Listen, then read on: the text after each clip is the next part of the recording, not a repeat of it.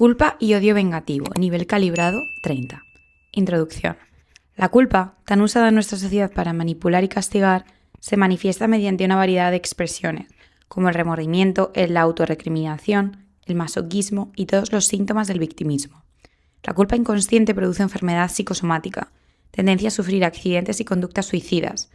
Muchas personas luchan con la culpa durante toda su vida, mientras que otras tratan desesperadamente de escapar de ella negándola con comportamientos amorales. El dominio de la culpa produce preocupación por el pecado, una actitud emocional de no perdonar frecuentemente explotada por los demagogos religiosos, que la usan para la coerción y el control.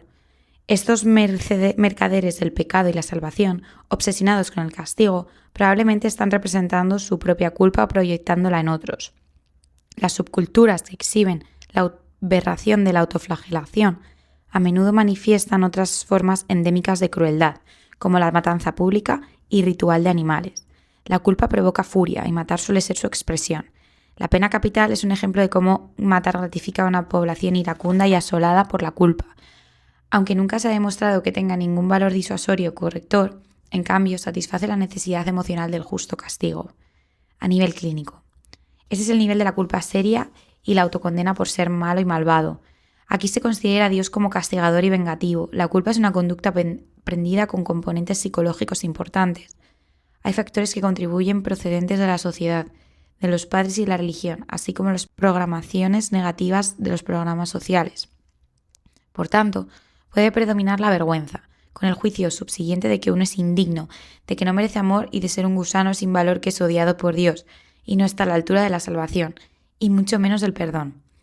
En este nivel uno se juzga a sí mismo y se considera más allá de cualquier esperanza de redención. La culpa toma la forma de penitencia, odio hacia uno mismo, autocastigo físico y psicológico, suicidio, anegación y adicción que se autopropaga. Oh, Señor, mira cómo sufro. Se convierte en un intento sutil de manipular a Dios. Uno de los modos de gestionar la culpa que tiene el ego es la proyección. Como uno se apropia de sus motivos y emociones, las ve ahí fuera, lo que hace que el odio y la venganza hacia lo externo estén justificados. La enseñanza religiosa de odiar al pecado representa una paradoja espiritual, pues expresa la misma cosa que deplora. La compasión y el perdón permiten pasar por alto este error y tomar conciencia de que los individuos y la humanidad en general son limitados, ignorantes y en realidad no saben ni entienden qué hacen ni por qué. La ignorancia es un derivado automático de los mecanismos mentales internos heredados del ego, que fueron examinados y clarificados desde el punto de vista evolutivo en verdad contra falsedad. También es posible mejorar la culpa reconociendo la verdad de la declaración de Sócrates de que todos los hombres buscan únicamente lo que perciben como bueno. Pero, por desgracia, debido a las limitaciones de la percepción, no podemos discernir entre la verdad y la falsedad, ni lo verdaderamente bueno de aquello que percibimos como deseable. Riqueza, éxito, posesiones, poder sobre los demás, etc. La culpa es consecuencia del recuerdo de acciones pasadas que lamentamos. Dichas acciones solo pueden ser trascendidas mediante la recontextualización. Nuestros errores son la consecuencia natural e impersonal del aprendizaje y del desarrollo, y por tanto son inevitables. A medida que progresó la evolución, surgió la capacidad de aprender llamada inteligencia. Como consecuencia del método de prueba y error y un proceso operativo requerido para la supervivencia, dicho proceso fue acumulándose en forma de datos y recuerdos. Esto dio lugar a la larga continuidad temporal y experimental que clasifica los sucesos en entonces y ahora. El yo presente es y el yo interior fue, y en verdad lo que fue no es idéntico a lo que es. El lamento y la culpa son el resultado de equiparar el yo presente que es con el yo anterior que era, pero en realidad ya no es, ambos no son iguales. La culpa puede ser una emoción educativa surgida para avisarnos de que no cometamos el mismo error. No podemos reescribir el pasado, pero podemos recontextualizarlo para que sea la fuente de un aprendizaje constructivo. El lamento por los sucesos o las decisiones del pasado puede aliviarse cuando nos damos cuenta de que parecía una buena idea en aquel momento. Como la mente humana tiene deficiencias y no es omnisciente, la ignorancia y la limitación, que representan etapas evolutivas, dan lugar a la culpa y el lamento. Los errores del pasado se debieron a limitaciones y pertenecen a cierto momento en la línea temporal de la evolución, tanto a nivel personal como colectivo. Lo que era aceptable en el pasado ya no lo es. La ignorancia se debe a falacias en la percepción y en la interpretación. Por lo tanto, cualquiera que sea el contenido del lamento, en realidad se trata del mismo defecto apareciendo en otras circunstancias. La definición absoluta y literal de la palabra pecado es error. Posteriormente, eso se combina con las elaboraciones, las clasificaciones y los mandamientos religiosos en función del grado atribuido de seriedad y culpabilidad. A nivel operativo, solo hay un único pecado recurrente, que es el error, la ignorancia, la percepción equivocada o el fallo en el cálculo. Es una consecuencia de la limitación de la conciencia humana. La humildad y la aceptación de dicha limitación facilitan el perdón de uno mismo. Siendo realistas, lo apropiado suele ser un lamento decente, como decía Billy W., el conocido fundador de Alcohólicos Anónimos. La culpa y el remordimiento excesivos son una forma disfrazada de egoísmo en la que el yo se hincha y se exagera, convirtiéndose en el héroe de la tragedia y en la negatividad de que el ego se alimenta. Por lo tanto, librarse de la culpa requiere renunciar a este egoísmo básico, porque el ego cobra fuerza por medio de la negatividad. Otra posición egoísta es tendría que haberlo sabido, la cual, de entrada, lo hipotético, que siempre es falaz, todas las posiciones hipotéticas calibran como falsas, revolcarse en la culpa es complacencia y alimentar al ego. Por lo tanto, tenemos que estar dispuestos a renunciar a ella. En términos psicológicos y según el psicoanálisis, la fuente de la culpa es lo que Freud denominó el superego. Esta es una parte de la mente que está compuesta de juicios y puntos de vista introyectados y de contenidos aprendidos. Un superego hipertrofiado puede ser la fuente de un exceso de culpa o de escrúpulos, y también puede ser proyectado sobre otros para justificar formas extremas de venganza, como la revancha contra el malvado enemigo. Esto permite racionalizar el dar muerte a otros porque se lo merecen, lo que puede venir apoyado por la propaganda cultural y el lavado de cerebro sectario, realizado por figuras de autoridad, por ejemplo, los terroristas religiosos. Las personas que son víctimas de la combinación del error luciférico, orgullo, distorsión de la verdad, y del error satánico, crueldad, salvajismo, alcanzan niveles de conciencia extremadamente bajos. Así, a menudo los peores estragos de la humanidad han sido causados en nombre de Dios, la clásica inversión luciférica del bien y del mal. Desde el punto de vista evolutivo, esto revela las limitaciones del ego. Puede verse que quienes perpetran salvajadas son víctimas de niveles rudimentarios de conciencia. A partir de analizar sus orígenes y dinámicas, se puede resumir que la culpa no es más que otra forma de egoísmo en la que se infla el error, en lugar de entregarlo a un poder superior. Dios no es sádico, de modo que la autodegradación o el autocastigo no le sirven ni sirven al resto de seres humanos. El lado gótico de la cristiandad histórica tendía a glorificar la tela de saco, las cenizas y el sufrimiento de la penitencia. Desde una mayor comprensión del ego y su mecanismo, podemos ver que este mecanismo es sutilmente egoísta y puede conducir a extremos de ascetismo o persecución, por ejemplo la Inquisición. En psicología, uno de los procesos para aliviar la culpa recibe el nombre de deshacer y guarda relación con llevar el superego punitivo, conciencia, hacia una visión más realista de la vida y a la compensación del error, de modo que se vuelva más benigno y menos sentencioso y punitivo. En el desarrollo infantil ideal, las figuras parentales introyectadas, en las que uno se identifica, no son duras sino amables, siendo profesores amorosos.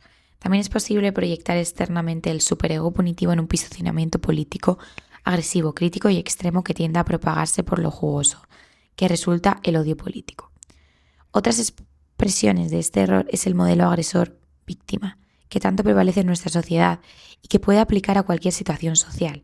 En psicoanálisis, a este mecanismo se le llama proyección y tiene como finalidad mantener el conflicto reprimido, en lugar de tomar conciencia de él y responsabilizarse. La comprensión y contextualización del ego, en la terminología freudiana clásica, es muy distinta de la que se hace en la terminología espiritual. El ego freudiano es un aspecto de la mente que tiene que lidiar con la realidad externa, además de equilibrar y resolver los conflictos internos entre el id, impulsos primitivos, y la conciencia. Así se equipara la salud psicológica con tener una personalidad saludable, realista y equilibrada. Cuando el superego maligno mejora y se vuelve benigno, surge el aspecto protector de la autoridad, cuyo papel es educar. Entonces, el superego ya no tiene que ser proyectado en el mundo externo, ni tiene que volverse contra uno mismo. Culpa y memoria. Como hemos descrito, la estructura dualista del ego hace que la percepción, el programa lineal editado, se confunda con la realidad. Por ejemplo, el porcentaje de errores en los testimonios prestados por los testigos oculares de los tribunales de justicia asciende al 50%. La memoria y el recuerdo no son de la realidad, sino de la percepción que uno tuvo en ese momento. Para más información, véase la sección 1 de Verdad contra Falsedad. Aunque es posible que los hechos históricos y literales se recuerden correctamente, no se comprende su significado porque, si queda culpa, los sucesos no fueron verdaderamente entendidos desde el contexto de una realidad mayor. Transformación. Aunque las explicaciones psicológicas y sociológicas resulten útiles, no esclarecen la verdadera curación que se produce cuando se trascienden estos niveles inferiores de conciencia. Mediante el alineamiento espiritual, las circunstancias pasadas se recontextualizan bajo la influencia de esa energía interna. Este proceso conlleva el ejercicio de la voluntad espiritual, que mediante su intención, invocación, oración y declaración inicia un procedimiento que no pertenece al ego, sino al ser espiritual. Este proceso se describe extensamente en Un curso de milagros, que calibran 600. Y esta experiencia subjetivamente milagrosa y transformadora da como resultado un sentimiento de paz y sanación. La participación en grupos espirituales, en los que la energía espiritual personal es potenciada por la intención y el apoyo grupal y por el campo espiritual, por ejemplo, las reuniones de Alcohólicos Anónimos calibran en 540, el nivel del amor incondicional facilita este fenómeno. Como atestiguan muchos miles de personas, las percepciones negativas y la culpa pueden ser reemplazadas por una comprensión positiva y un cambio en el recuerdo y en la manera de ver las cosas. Esta es la base de la declaración que suele usarse en estos grupos. Ahora lo veo de otra manera. Mediante esta transformación es posible perdonar a personas que antes odiábamos y contemplar a los que antes nos daban miedo como sujetos pacíficos. El odio queda reemplazado por la compasión, por la fragilidad humana. Aunque es el yo personal el que invita a la transformación, este viene ocasionada por la invocación al poder de la voluntad espiritual, mediante la cual lo aparentemente imposible no solo se vuelve posible, sino una realidad experimentada.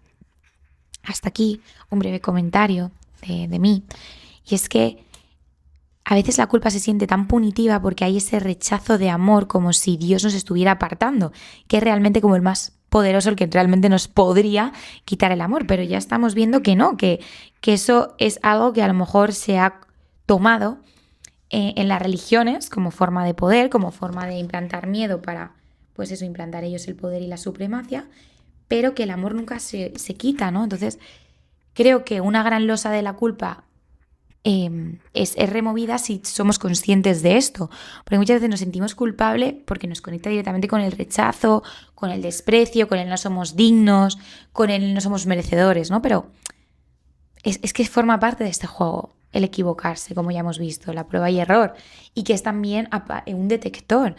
Es como llevar un sensor de decirnos, aquí no repitas, y es otro sensor de decirnos, venga, tomamos este aprendizaje. Si no hubiera este sensor, imaginaos, no, ¿cómo sería esto? De hecho, ¿no? Estos niveles que están en culpa o por debajo, que es que se están, ¿no?, matando entre ellos, pues la culpa también cumple su función. Lo que hay que dejar es como ese juego del ego, a lo mejor verse superior a Dios y reconocer que se ha equivocado y reconocer que Él no es el que está al mando del barco, sino que hay algo más. Entonces, cuando conectamos con ese algo más, nos damos cuenta de que el amor de Dios nunca se quita, de que el que nos enjuicia es el ego. Pero, sinceramente, si conectáis con Dios o con el universo, ¿realmente os sentís enjuiciados por algo así como superior? Al igual que sentís una voz interna, una intuición, ¿de verdad sentís un castigo interno? ¿O es solo la voz del ego? ¿O la pesadez, la energía del ego, del pequeño yo? Es una energía que se siente muy densa, no es la misma que viene cuando tenemos el amor de Dios o una intuición. No es la misma. Sigo con el capítulo. Entender los mecanismos por los que domina el ego. La ilusión es la consecuencia secundaria y automática del posicionamiento. Lo que ocurre en una transformación milagrosa es que el posicionamiento se disuelve, permitiendo así la contextualización en un marco más amplio. Fuera del tiempo y del espacio mediante la cual el contenido lineal queda reemplazado por el no lineal, contexto, el principal soporte de la persistencia en la negatividad es la compensación secreta que el ego obtiene de ella. Le resulta jugosa. Esta compensación secreta es la única fuente de energía del ego, de modo que ve el perdón y la compasión como enemigos. En las fuerzas armadas totalitarias, como se permiten expresiones de benevolencia, simpatía o compasión, pues se consideran signos de debilidad y están estrictamente prohibidas. En el mundo espiritual, el principio básico es: los resentimientos justificados no existen. El ego aborrece esta declaración. Oh, sí, dice, pero ¿qué pasa con tal y tal? A continuación repasa su lista de agravios, su letanía de errores violaciones de derechos, injusticias, argumentos supuestamente éticos y morales, etc. Todos los terapeutas, consultores y asistentes sociales están familiarizados con estas recitaciones. Para recuperarse, la cuestión que uno tiene que afrontar es si desea aferrarse a ello y por lo tanto conseguir el jugo o renunciar. En este punto hay que tomar una decisión y sin ella no se puede producir la curación. La decisión tomada en este punto de inflexión tiene consecuencias en la fisiología cerebral y en su capacidad de comprender la sabiduría de elegir el perdón en lugar del odio. Veas el diagrama de la fisiología del cerebro en el capítulo 9. Para ayudar a aceptar este paso necesario puede ser conveniente utilizar un ejemplo extremo. Probablemente el ejemplo más notable e impactante es el de los veteranos de la Segunda Guerra Mundial, en la cual la experiencia, tanto a nivel individual como grupal, fue horrible a grado máximo. Tras el final de la guerra, la mayoría de los enemigos que combatía se perdonaron rápidamente, llegando incluso a saludarse formalmente y a celebrar juntos el final del conflicto. Se estrecharon las manos en muestra de respeto mutuo. Allí estaban los pilotos kamikazes, que habían castigado la nave de uno y habían matado a los camaradas, dejando también a muchos heridos y minusválidos. Por su parte, los americanos fueron los primeros en tirar bombas atómicas, que mataron a miles de civiles. Después del cese de las hostilidades, se extendía un extraño manto de aceptación de que todo había terminado, y aquello simplemente había sido la guerra.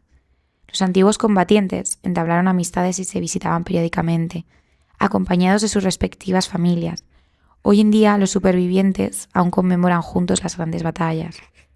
La renuncia a perdonar es consecuencia no solo de la falta de disposición del ego a soltar el jugo, recompensa, que tiene para él la injusticia percibida, sino también la ilusión de que los demás no se lo merecen. Pero en realidad, quien más se beneficia del perdón es el que perdona, y no el perdonado. El propósito de este ejemplo es demostrar que es posible trascender hasta las condiciones más extremas, pero solo mediante un acto de voluntad y estando dispuesto a dejar de alimentar el odio y la venganza. Uno podría preguntarse cómo es posible que se produzcan tanta santa transformación teniendo en cuenta las horribles circunstancias de ambos bandos, incluyendo los aprisionamientos en campos de concentración, el hambre, las torturas personales, la tremenda crueldad y las matanzas. En realidad, a nivel psicológico, la mente ego no podría hacer esto en absoluto, porque cuando está atrapada en el campo de energía del odio, que solo calibran 30, le falta el poder necesario. Por lo tanto, la fuente transformadora de poder no puede tener su origen en la mente o en la personalidad, en lo que llamamos el yo personal. El poder necesario reside en una cualidad no lineal de la conciencia llamada voluntad. Solo ella puede abrir las puertas al poder necesario para disolver el posicionamiento del ego. Cuando se le invita, el Espíritu Santo transforma la comprensión mediante el poder curativo de la gracia. Lo que el ego es incapaz de levantar con todo su poder es como una pluma para la gracia de Dios. Como consecuencia de este proceso de transformación, nuestra visión de los demás se transforma de odiosa a benigna, también nuestra visión de nosotros mismos. Las culturas asoladas por la culpa suelen tener una visión negativa de Dios, al que consideran vengativo, iracundo, justiciero y castigador a través de desastres naturales que se contextualizan como castigos de Dios por la maldad. El juicio personal se basa en la percepción, reforzada por las creencias y las programaciones anteriores, y todas ellas se mantienen en su lugar por la recompensa que suponen las energías negativas para el ego. Al ego le encanta sufrir un mal, ser el mártir, ser malinterpretado y ser siempre la víctima de las vicissitudes. De esta manera consigue grandes compensaciones, y no solo de su propio posicionamiento, sino también de la simpatía, de la autoconsideración, de la importancia de ocupar el centro del escenario en el que uno es el héroe o la heroína del melodrama. El ego acumula ofensas y lesiones, alimenta los sentimientos heridos y apila los agravios en su tragicomedia interna de recolector de injusticias. Con este fin, el ego colectivo ordeña derechos de los que echar mano para racionalizar y defender cualquier posicionamiento o punto de vista extremista. La batalla por los derechos es la principal fuente de noticias de los medios de comunicación y de la denominada lucha política. En nombre de los derechos, la verdad se sacrifica y se intercambia voluntariamente por ganancias. Por ellos mueren millones de personas. Un examen interno hecho con honestidad revela los deleites secretos que el ego obtiene de alimentar estas protestas y justificaciones. La ilusión del ego es que este proceso nos nutre, cuando en realidad tiene el efecto contrario. Para liberarse de este círculo vicioso conviene contemplar la totalidad del sufrimiento humano y recontextualizar los hechos desde la compasión. Como señaló Buda, ser mortal conlleva automáticamente sufrimiento. Esa es la razón por la que enseñó la iluminación. a fin de evitar esta recurrencia kármicamente determinada. Cuando uno libera del anzuelo a un atacante odiado mediante el perdón, no es esa persona quien se libera del anzuelo, sino uno mismo. Como también dijo Buda, no hay necesidad de castigar a los demás ni de vengarse porque la venganza les llegará de su propia mano. Al público le suele preocupar que los culpables no sean castigados. Cualquiera que esté familiarizado con la realidad de la conciencia y la verdad espiritual se da cuenta de que eso es imposible. Todo el mundo es responsable ante el universo y está sujeto a la justicia divina por la propia dinámica del universo. Como corchos en el mar, cada alma flota según su propio nivel de flotabilidad, que no se debe a ningún acto arbitrario del mar. Nuestra mano es la única que dirige el timón de nuestra vida. Esta es la libertad total que Dios nos concedió. Ningún hombre cae si no es por su propia mano. Una ocurrencia supuestamente accidental solo lo es para nuestra percepción. No hay accidentes en el universo, ni siquiera son una posibilidad. Lo que esto significa es que los acontecimientos son imprevisibles o incomprensibles para el ego lineal, limitado al paradigma newtoniano de causa y efecto, que calibra en 450. En los periódicos de hace 20 años salió un día una noticia que aquí hoy nos sirve de ejemplo, sobre un avión que volaba a gran altura cuando se desprendió parte del fuselaje y resultó que solo una persona de entre los cientos de pasajeros fue absorbida y cayó al vacío. Las personas se congregan en grupos porque están alineados con el mismo campo atractor. Cuando los pecados del fondo del mar nadan en grupo, cuando los pájaros vuelan en bandadas, cada uno está donde está no porque esté alineado con los demás, sino porque todos están sintonizados exactamente con el mismo campo atractor. Cada uno de ellos, individualmente, está siguiendo una especie de poderoso campo magnético, que a su vez está sujeto al campo atractor superior, y así sucesivamente hasta la divinidad. Este pasaje calibra en 1995. Las políticas del ego y el odio. El ego estructurado en la dualidad se propaga a sí mismo mediante un posicionamiento que tiende a verlo todo en términos de atacante-víctima, el clásico error relativista de Karl Marx. En virtud de un posicionamiento arbitrario, divide los sucesos en polos opuestos y el proceso de echar la culpa que se produce seguidamente puede estar dirigido hacia adentro en forma de culpabilidad o proyectado hacia afuera en forma de odio y paranoia. Así, el ego juzga y sin darse cuenta se convierte en su propia víctima. Si odia, inconscientemente sentirá culpa por violar la verdad y es posible que reprima la culpa acumulada, lo que añadirá más energía al odio proyectado. Como se comentará en un capítulo posterior, esto también contribuye a mantener el nivel de miedo, puesto que el ego espera inconscientemente que lo que proyecta le sea devuelto. A pesar de sus mecanismos, el ego no puede escapar de las consecuencias, tanto si se dirige el ataque hacia adentro como hacia afuera. La falacia inherente al posicionamiento del ego es que, en realidad, no es la persona real la que siente culpa o odio, sino el propio ego. El ser real no se ve afectado porque la verdad es inmune a la falsedad. Así, a nivel operativo, este juego de odio-culpa es una cuestión de política interna, en la que distintas voces tratan de dominar y ganarse la lealtad de uno. El ego siente envidia de lo que intuye que es superior a sus limitaciones y, por tanto, odia y denuncia lo que no puede entender. Tiene interés en denigrar y considerar que está mal aquello que no puede comprender. Así, el escéptico odia sutilmente la verdad espiritual o la conciencia superior y sus valores, amor, verdad, divinidad, belleza. El odio a la pureza o a la estética se expresa en la obscenidad y en la vulgaridad, así como en la profanación, destruir la piedad, humillar la feminidad, insultar la erudición, difamar la integridad, etc. Muchas supuestas críticas, disfrazadas de discurso libre, son odio envidioso mal disimulado y van acompañadas por justificaciones racionales a fin de reducir la culpa. El odio ideológico alimenta el debate público sobre casi todos los temas o problemas de nuestra sociedad, del que el ego deriva lo que percibe como ganancias en forma de atención. El odio a menudo toma la forma de culpa proyectada cuando se echa la culpa a alguien. Asimismo, estas políticas del ego tienen su contraparte en la sociedad, que está muy preocupada por culpar. Aunque los individuos desempeñen su papel, los sucesos desdichados a menudo representan un fracaso del propio proceso social subyacente debido a políticas que son intrínsecamente falaces. Si bien castigar a los culpables satisface al público, generalmente resta algo a la sociedad, porque para encontrar la resolución hay que examinar el proceso subyacente. La culpa derivada de un juicio impreciso realizado en el pasado puede superarse mediante mecanismos de reparación, confesión y rededicación moral, así como mediante la compensación con buenas obras, el proceso de deshacer. La humildad también ayuda a la recuperación cuando admitimos que una parte de culpa surge del orgullo.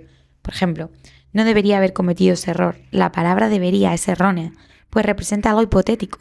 Lo hipotético nunca es real y en realidad es una abstracción idealizada. Por lo tanto, lo hipotético es una fantasía. La historia personal pasada representa lo mejor que uno pudo realmente hacer en las circunstancias dadas, que incluyen nuestros estados perceptivos y emocionales en ese momento. Los errores pueden tener un efecto positivo porque nos sirven para mantener una humildad realista. El ego es una brújula errónea que a menudo da orientaciones equivocadas. Cuando consideramos la medida de sus limitaciones, es una maravilla que cualquiera sobreviva el tiempo suficiente incluso para cometer errores. El estudio de la historia de la civilización revela rápidamente que no solo los individuos, sino también grandes multitudes han caído y han muerto como consecuencia directa de la incapacidad de la mente humana de discernir entre la verdad y la falsedad. Millones de personas, países enteros e incluso generaciones de ciudadanos han sido devastados repetidamente por falsas creencias, ilusiones, engaños y por la incapacidad de reconocer la falta de integridad de algunos líderes.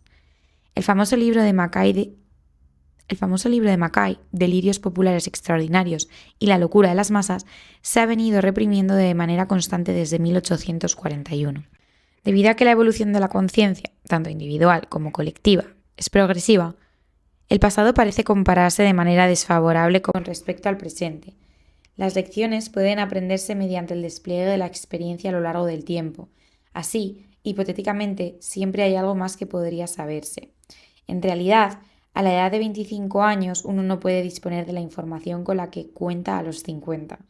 Todo el mundo piensa, si hubiera sabido eso, habría hecho otra cosa. Por tanto, podemos considerar humildemente que cada momento conlleva cierta limitación. Lo que éramos entonces no es lo que somos ahora. Los errores intrínsecos al proceso de aprendizaje, que es el destino de la propia condición humana.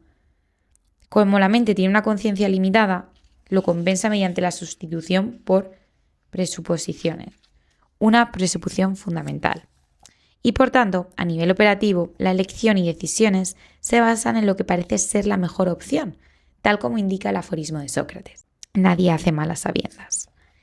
La culpabilidad espiritual es consecuencia de la moralidad, de la ética y de los sistemas de creencias religiosos que, aunque contribuyen a ella, también incluyen procesos consolidados para aliviarla y recuperarse, como la confesión, el perdón, la penitencia y la renovación, y volver a dedicarse a los principios espirituales, así como a las buenas obras, el servicio desinteresado y los esfuerzos humanitarios.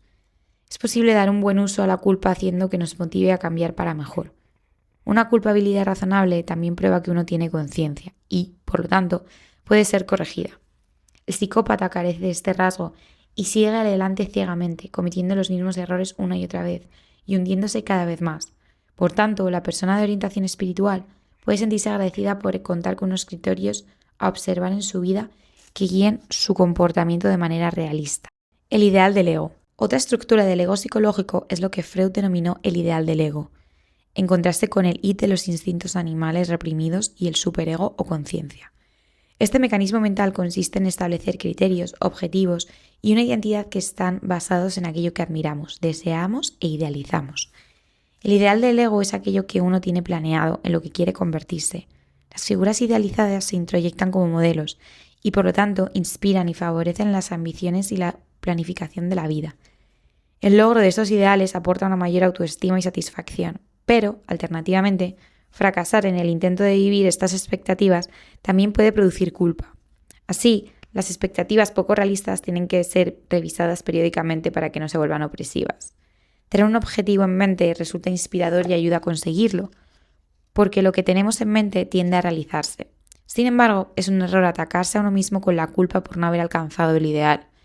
Cuando se examina esta situación, a menudo se descubre que lo que se deseaba no era el objetivo en sí mismo, sino la satisfacción asociada con él. Cada momento incluye, simultáneamente, opciones y limitaciones.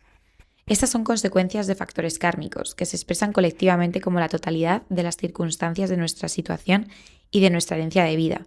El ego-yo es lineal y, por lo tanto, sujeto a limitaciones y obstáculos. El reconocimiento de este dilema humano puede dar como resultado que elijamos objetivos espirituales en lugar de materiales. No puedes llevarte un coche al cielo.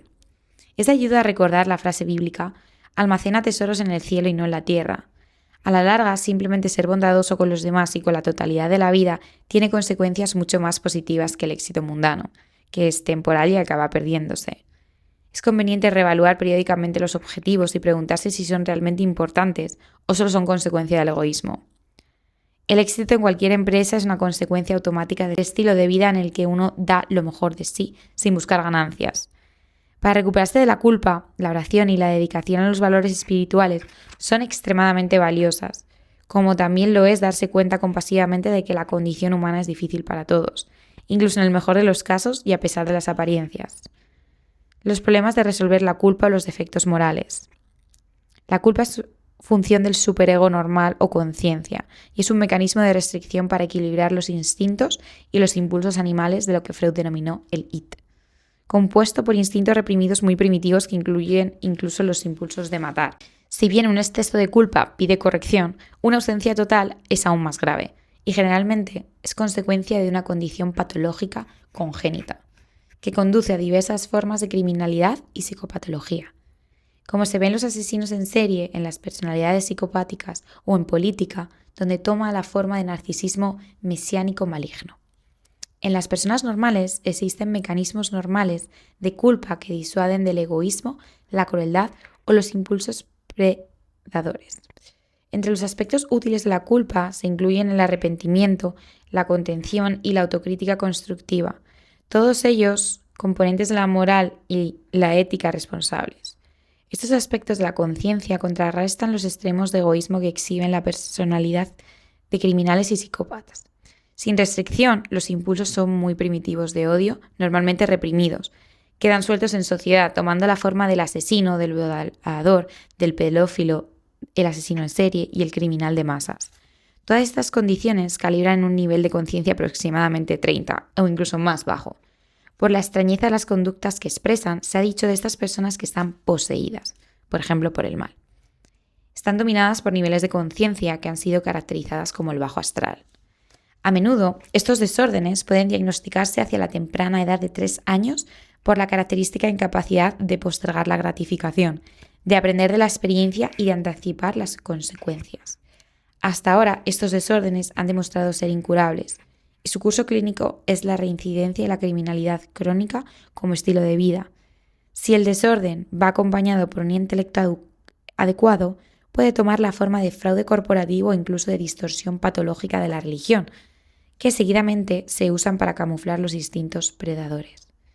Esto se ve en algunas sectas extrañas o en distorsiones aberrantes de las religiones tradicionales, que se convierten en sectas, llegando a conducir el suicidio individual o en grupo, o a la matanza de inocentes en nombre de la divinidad. Otra variante de estos desórdenes puede verse en la personalidad dividida y compartimentalizada, en la que el lado normal se presenta ante la sociedad y el lado predador oculto actúa como agente doble, espía o informador traidor.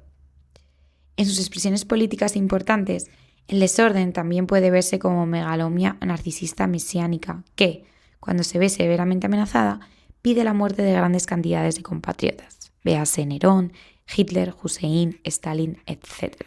El equilibrio de la culpa. Como es evidente, a partir de lo anterior, la ausencia de culpa es una condición más severa que su opuesta, la culpa excesiva. Su ausencia conduce a un tipo de desorden mental que hace un siglo se llamó imbecilidad moral. En cambio, la conciencia hipertrófica está asociada con la escrupulosidad o el desorden obsesivo-compulsivo, en el que la persona vive temiendo la culpa incluso en asuntos triviales como cometer un error normal. Mediante la evolución espiritual, la culpa puede ser recontextualizada de modo que produzca beneficios. Tiene que ser reencuadrada como precaución y tiene que ser considerada una salvaguarda contra el verse dominado por impulsos destructivos. Posteriormente, se representa como la sabiduría de la madurez y sirve para equilibrar éticamente el autoconocimiento. Por tanto, la culpa se trasciende cuando ha sido recontextualizada, armonizada y equilibrada con responsabilidad y moralidad concienzuda e interiorizada. La culpa puede ser aceptada cuando se recontextualiza como protectora, salvaguarda y mecanismo de aprendizaje. La culpa es desagradable porque está asociada con la pérdida de amor y la desaprobación de las figuras paternas internalizadas, junto con una pérdida de autoestima.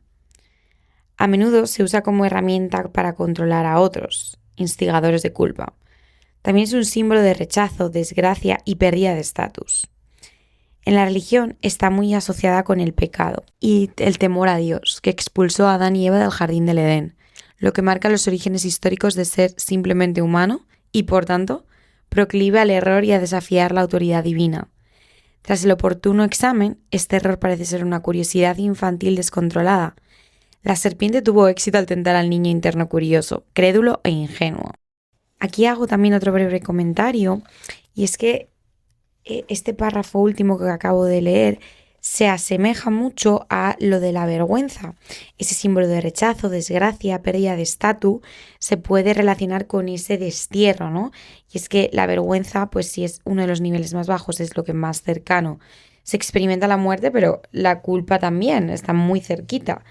Y una lleva a la otra. Y menciona algo muy importante para hacer ese clic de liberar y de dejar ir y de transmutar.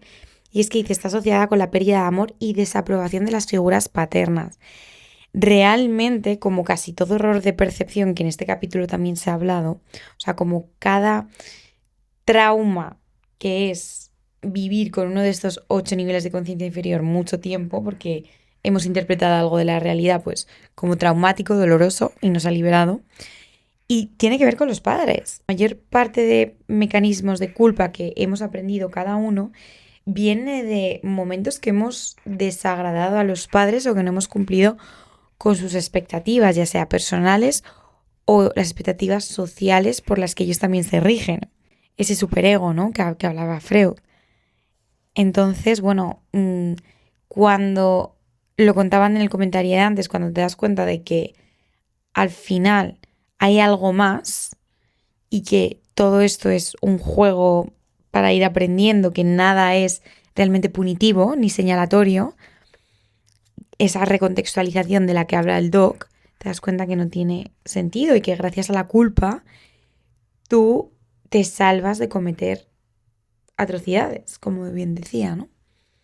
Entonces, bueno, vamos a poner la intención y foco en esa recontextualización de la culpa y en esa profundidad. Seguimos con el capítulo. Una interpretación y un uso útil de la culpa es emplearla para respetar los límites y parámetros. De esta manera, la culpa y el miedo maduran y dan lugar a la precaución y a la sabiduría.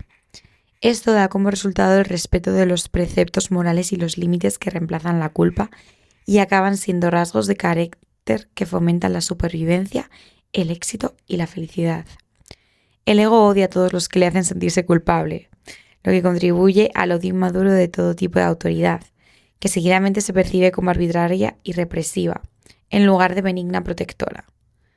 Como la culpa se considera dolorosa, otro mecanismo para evitarla es negarla y proyectar la responsabilidad culpando a otros, lo que mejora el dolor de conciencia y, además, justifica la externalización del odio que de otro modo podría usarse para atacarse a uno mismo.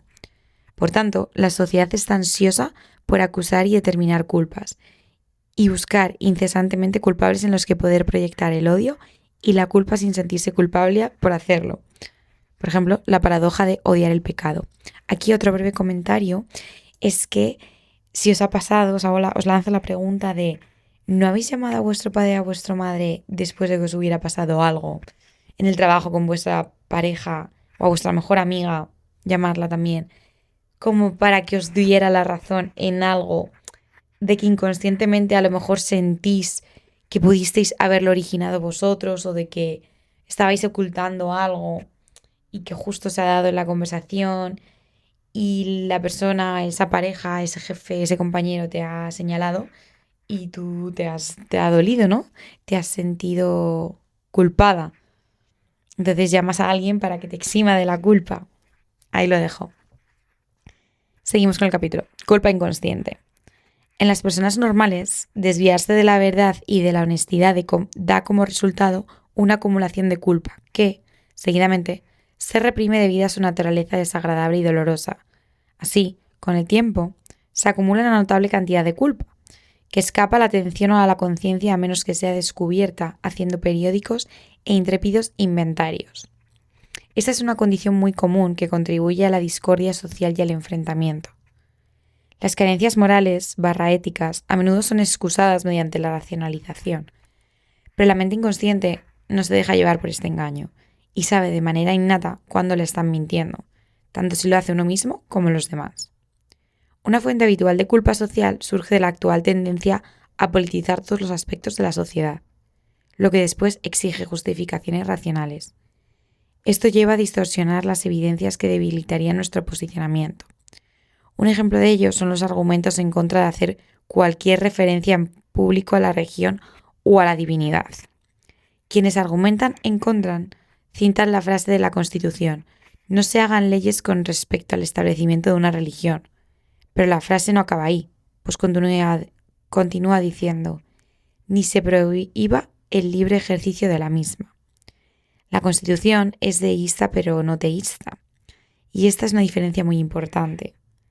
La presentación de medias verdades a fin de ganar una posición se racionaliza, reprimiéndose así la culpa.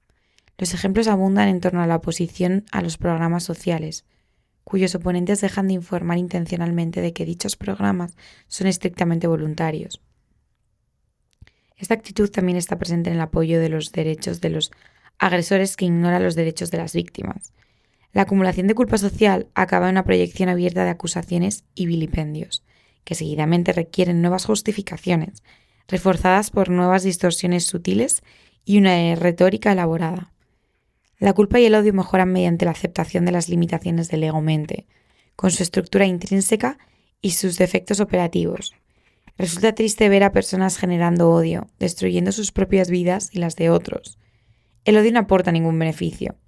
La capacidad de perdonar surge de aceptar con honesta humildad las limitaciones de la condición humana, la cual, después de todo, solo está en una curva de aprendizaje de la evolución de la conciencia.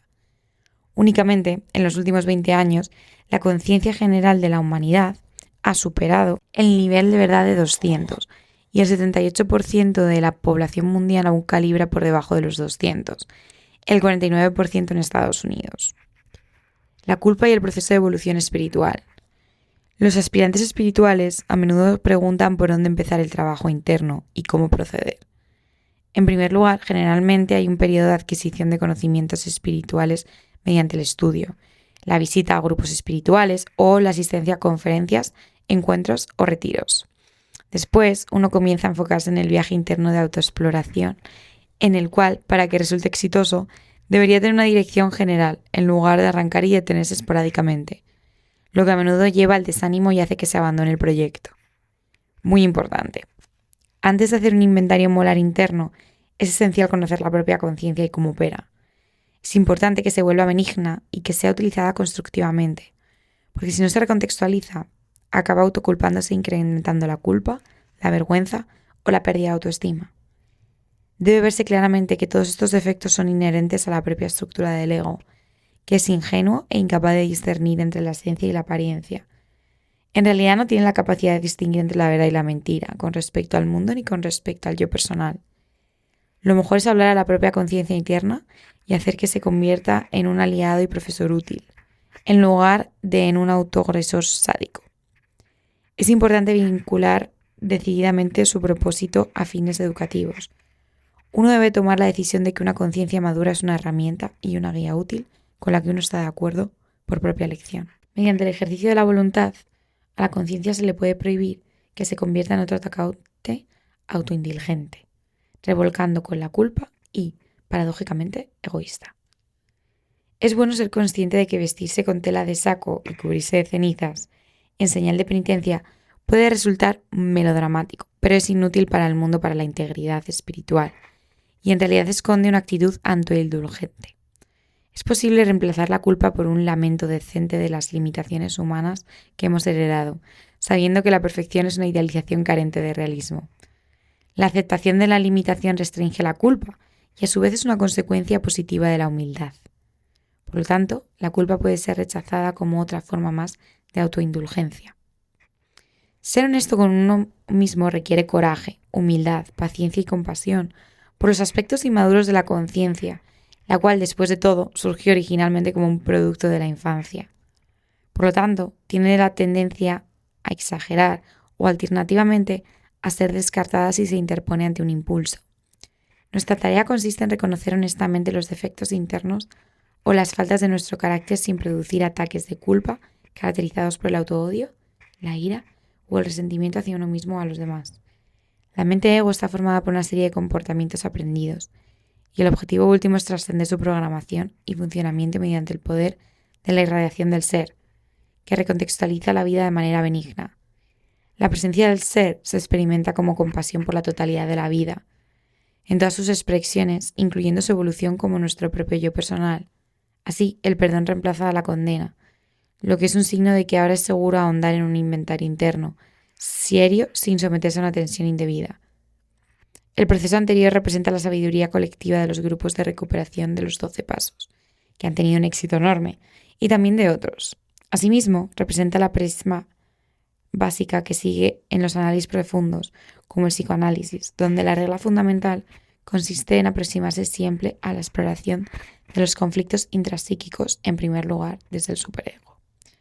También es de ayuda a reconocer que el mundo se beneficia de la sabiduría y no del odio, la culpa o el culpar a otros. El camino del descubrimiento interno, uno se encuentra con recuerdos y sucesos que merecen ser lamentados, y esto simplemente da como resultado la decisión de hacerlo mejor.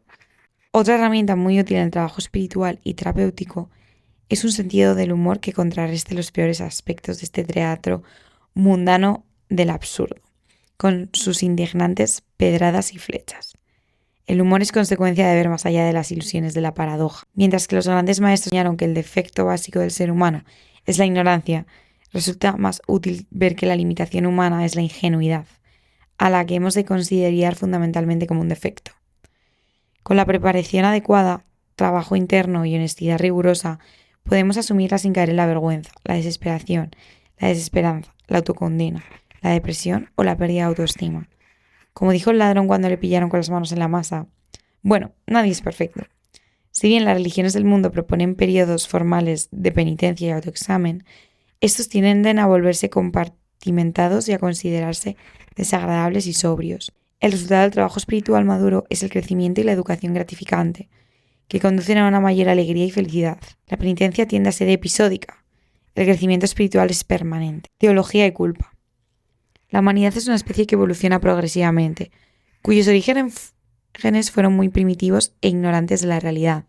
Así, las creencias teológicas de las antiguas civilizaciones nacieron de los mitos de una imaginación inculta e incluían una ponderación de la negatividad acorde con los niveles de conciencia prevalecientes. La alegoría de Adán y Eva calibra en 70 y la idea de que el hombre nació en pecado calibra en un nivel de verdad de solo 30. O sea, falsedad. La divinidad era percibida como opresora y atemorizante. Una visión alternativa surgida de la investigación de la conciencia es que los humanos emergieron como seres básicamente inocentes pero ignorantes, y calibra en 200 esto. Por otra parte está la visión del hombre que expresó Sócrates, por la que todos los hombres son intrínsecamente inocentes porque solo pueden elegir hacer aquello que perciben como bueno, pero son incapaces de discernir entre lo verdaderamente bueno y las falsas ilusiones del mundo. Esta declaración de Sócrates calibra en 700. Amplias investigaciones, así como la experiencia clínica y espiritual, la historia y la investigación corroboran la verdad de Sócrates. Como el ser humano carece de la capacidad de discernir entre verdad y falsedad, se instituyó el sistema del bien y el mal, que es práctico y tiene un valor social para los niños y para amplios segmentos de la población que calibra por debajo de 200. Como los inmaduros y los no evolucionados carecen de criterios espirituales, éticos, morales, son guiados por las reglas del bien y del mal. Por debajo del nivel de 200 no existe la preocupación por los demás y por tanto los dictados sobre el bien y el mal sustituyen esta falta de conciencia. Lo que resulta tentador para quienes carecen de integridad sería una acción impensable para personas más evolucionadas. Por ejemplo, asesinar a alguien por su dinero. El crimen está directamente asociado con el nivel personal de conciencia. Los presos calibran un nivel medio de 50. Así, la culpa desempeña una valiosa función social, donde es apropiada para contrarrestar los instintos primitivos. La culpa basada en lo bueno y en lo malo tiene un valor similar para aquellos niños que también carecen de un sentido de la realidad. Por ejemplo, es malo estrujar a un gatito recién nacido. En este caso, La culpa tiene un aspecto positivo como contrapeso inhibidor de los impulsos instintivos, primitivos y descontrolados del ego no evolucionado ni civilizado. En personas más maduras, los impulsos instintivos primitivos pueden abrirse paso inesperadamente a través de las defensas, en forma de un impulso que se lamenta posteriormente o que se considera un error necio y, por tanto, un aviso útil para ser más consciente de una tendencia que conlleva errores de juicio. La maduración es un proceso que dura toda la vida y, como reza el viejo dicho, las canas se ganan una a una. Cierto grado de remordimiento y lamento por los errores pasados es inevitable y contribuye al desarrollo de la compasión por uno mismo y por los demás. Dejar margen para el error humano es un indicador de una conciencia benigna y realista. Las dualidades de la culpa y el odio.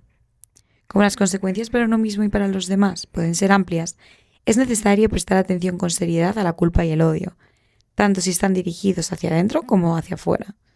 Las recompensas de experimentar mayores grados de felicidad son gratificantes y su experimentación bien vale al esfuerzo. Renunciar a la culpa y al odio produce grandes beneficios a todos los niveles de la vida, pues estos posicionamientos del ego son corrosivos para uno mismo y para los demás. La resistencia a hacerlo emana del placer secreto que el ego deriva de la negatividad.